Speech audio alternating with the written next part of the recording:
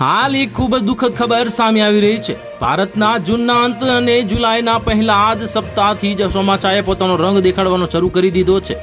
પહેલા જ લોકો વરસાદની આતુરતાપૂર્વક રાહ જોતા હતા, પરંતુ અનેક જગ્યાએ ચોમાસું એટલો કહેર વર્તાવશે કે કોઈએ વિચાર્યું નહોતું। દેશના મોટાભાગના વિસ્તારોમાં વરસાદથી જનજીવન અસ્તવ્યસ્ત થઈ ગયું છે।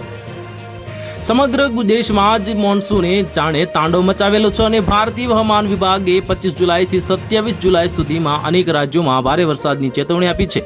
આઈએમડીના ક્ષેત્રીય નિર્દેશક મનોરમા મોહંતીએ જણાવ્યું છે કે પૂર્વી ઓડિશાના બાલાસોર, ભદ્રક, મયુરભંજ અને ક્યોંઝર જિલ્લાઓમાંથી આગામી 24 કલાકમાં ભારે વરસાદની આશંકા છે।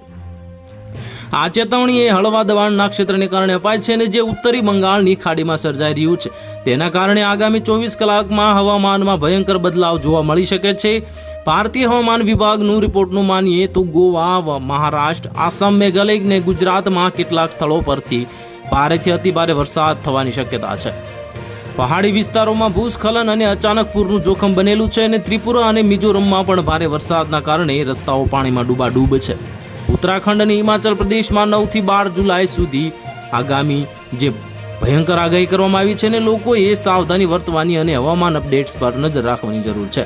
તો હાલ માટે આટલું જ, મળીશું નવી અપડેટ સાથે। જો તમને અમારા વિડીયો પસંદ આવતા હોય તો વિડીયોને લાઇક કરી દેજો, ચેનલને સબસ્ક્રાઇબ કરી બાજુમાં આવેલા બેલ આઇકનને દબાવી દો, જેથી તમને આવા સમાચારની અપડેટ મળતી રહે।